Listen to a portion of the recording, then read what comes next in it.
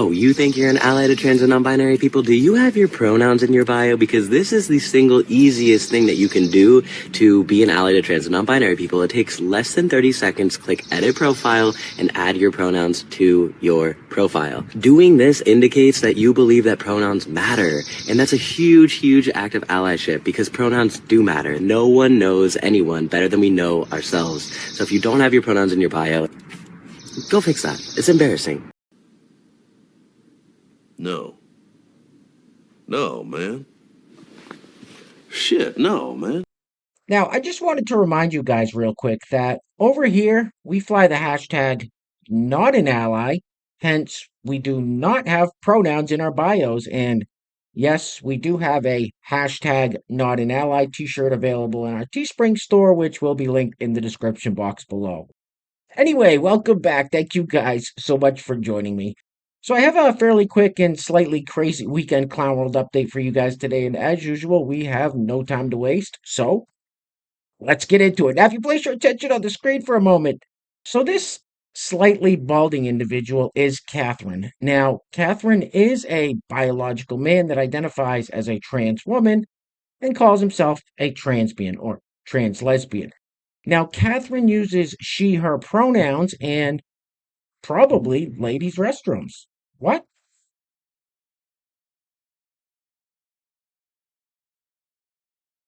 The f is wrong with you? All right, let's keep it moving with this next clip that personally I think is just ridiculous. Now, it's obvious that somebody is grooming this young lad into being a political activist of sorts. Just let him be a kid. Now, what he says is that you obviously can't vote for the evil orange man, and you can't, I repeat, you cannot vote third party either. So remember the old timer standing opposite of the orange man on the debate stage the other night who's not fit to be a greeter at Walmart? Well, you have to vote for him. Roll it. Y'all, I can't do it anymore. I think I'm going crazy. Stop voting for third-party candidates. They can't win, and they only make the Republicans win, and Democrats lose. I can't stress this enough. We now have a Republican Supreme Court because you guys voted third party in 2016. Is 2016 not enough proof? Because now the Donald Trump Supreme Court destroyed Roe v. Wade, destroyed affirmative action, and now we have this presidential immunity thing that stop voting third party. Seriously. Now 2024 new year. Okay, we have Joe Biden and Kamala Harris, most effective administration, American history. JoeBiden.com/accomplishments if you care to learn about what he's done, by the way. I can't stress it enough. Stop voting third party. How about this? I'll make a deal. Vote third party in 2028. Do it. But 2024 is too important. Project 2025, everything is on the line. Just please. And this is not a paid ad, by the way. You're a pushy little bastard, ain't you? Now, that young lad was trying to tell us what went wrong in 2016 when, in all reality, he was probably still wearing diapers in 2016.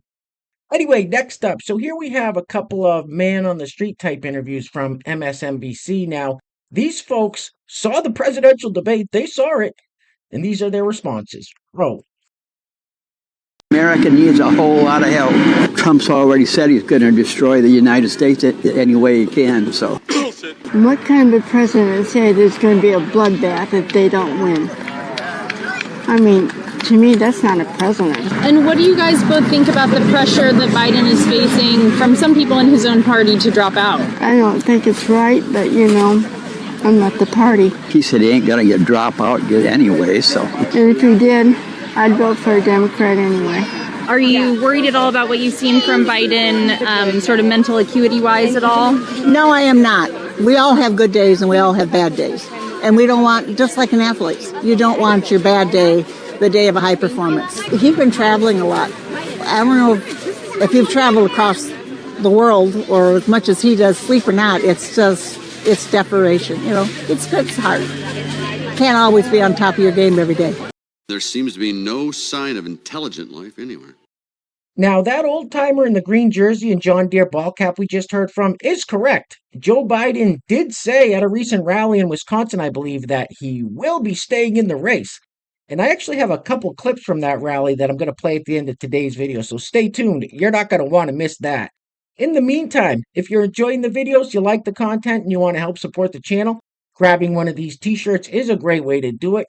And here it is, the Stop Elder Abuse Joe Biden t-shirt. Now, this t-shirt is a great way to let people know that Joe Biden is not fit to be in the White House. Like I said earlier, he's not even fit to be a greeter at Walmart. So if you want to grab yourself a t-shirt, I will put a link in the description box below. And I also have some other very cool designs you can check out as well.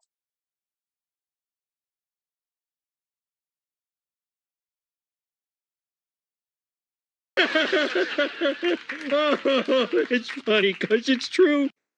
All right, next up we have singer, songwriter, and all-around entertainer Lizzo. Yes, the one and only Lizzo, giving her opinion on the recent Supreme Court ruling on presidential immunity. Now, these celebrity types should just stick to entertaining, because anytime they open their mouths to talk about politics, they just show us how ignorant they are. Roll it.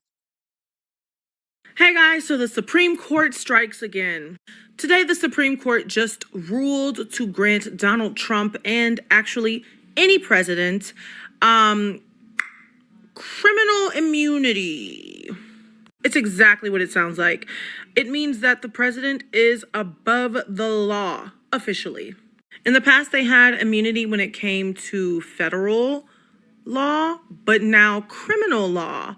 So that means they can commit any crime they want and get away with it, and they don't have to answer to no one. Even unaliving someone using the Navy SEALs.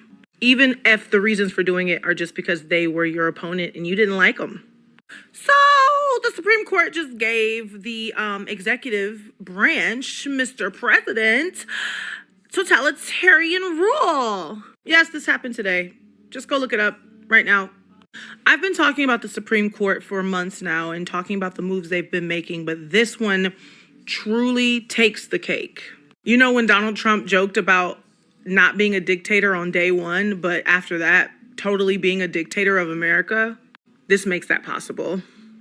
Just a reminder that when Putin first became the president of Russia, they had a 8-year term limit. He got in that mug and said, actually, no more term limits. I get to be president forever. Have a nice day. Or try to. Are you f***ing dumb? All right, next up we have this lovely lady who just heard something very, very bizarre on the radio. Now, she claims to not be that woke, so I got no beef with her. What I'm wondering is, who's saying this kind of shit on the radio? Roll it. So I just heard on the radio that we're not supposed to say good morning anymore because it's what the slave masters used to say to the slaves, but they were saying good morning, like mourn, like sad, MOURNING, but they just took the U out and started saying morning.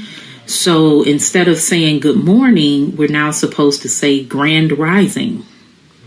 Listen, I ain't that woke.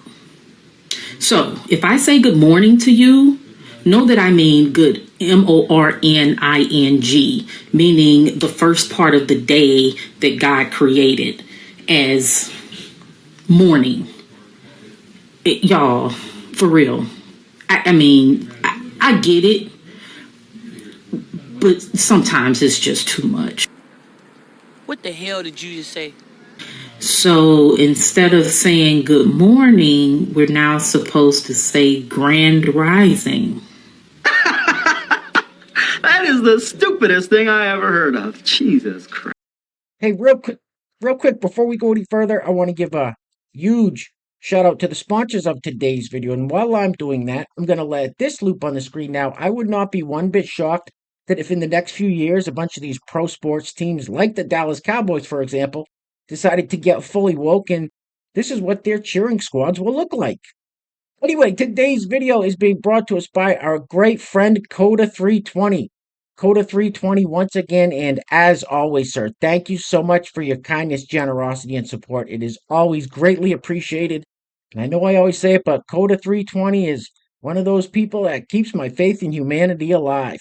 Second sponsor of today's video is the Etsy store Red Clover Fields. Now, many of you know that is my wife's Etsy store, and she's got some fantastic stuff on her website. Stuff I use every day, and I swear by it.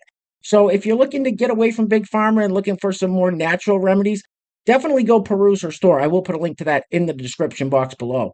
So once again, today's video sponsors are Coda 320 in the Etsy store, Red Clover Fields. Now, if you'd like to sponsor the next video and help support the channel, there is a PayPal link in the description box below, and I will say your full name as a sponsor of said video unless stated otherwise by you. All right, I think we've all seen enough of this for one day. Get this off the screen, please. Oof. Holy cow.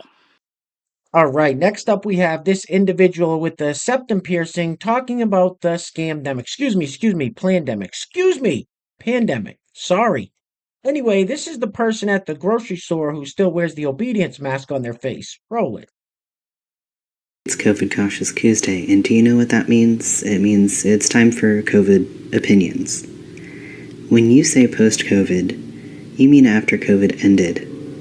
When I say post-COVID, I mean after COVID began, the entire life that we've all had since 2020 and is ongoing. COVID is still here. COVID is still happening. We are not the same. What the hell are you talking about? Who are you talking to? Now, I hope you guys are ready because we are about to go on a roller coaster ride of virtue signaling with this next clip. It says, "The American flag represents imperialism." Oh, this should be good. Roll it.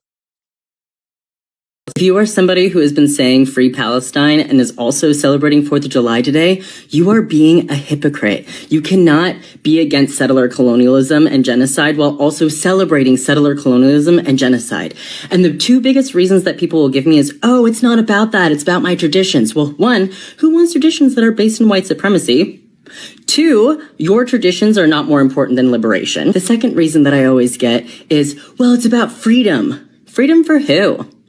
Not indigenous people, not black people, not disabled people, not queer people, not women. Who? For who? Whose freedom are you really celebrating besides white, cishet, non-disabled, wealthy men? That. Also, the fireworks. Our veterans are not taken care of, are often left to be homeless and deal with PTSD, and then it gets super triggered on July 4th with all of the fireworks going around, while also still not getting care. Also, it's super damaging to the environment, and it really f***s with animals too. So, all around, July 4th. Oh, and P.S., all that money that you spent on your July 4th vacations or celebrations or whatever, guess where that money went? Guess where that money went? I'm just saying, if you're going to be about liberation, then you have to also follow through, especially if you're white. What in God's holy name are you blathering about? All right, guys, like I said earlier, I have a couple of clips to end the video with from the recent rally in Wisconsin that former Vice President Joe Biden was at. Now, this first clip is very short because there is a copyrighted Tom Petty song playing in the background, and there is no context to this clip. There's nothing said before it that would lead to him saying this. He finished his speech, the crowd started cheering, the music started to play. Joe Biden turned around and said this. I'm going to come to the overflow room. What did you say? I'm going to come to the overflow room. Do not come. Do not come. I'm gonna come.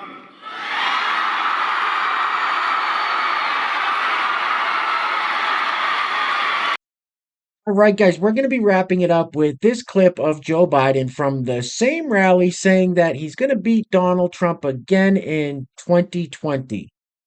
Someone might want to tell him we're in 2024. That was 4 years ago. Anyway, things are clearly getting very crazy out there, guys, so please take care of yourselves. Take care of each other. Till next time, love you guys. Peace. Roll it. You voted for me to be your nominee. No one else. You, the votes. The voters did that. And despite that some folks don't seem to care who you voted for, well, guess what? They're trying to push me out of the race. Well, let me say this as clearly as I can. I'm staying in the race. I'll beat Donald Trump. I will beat him again in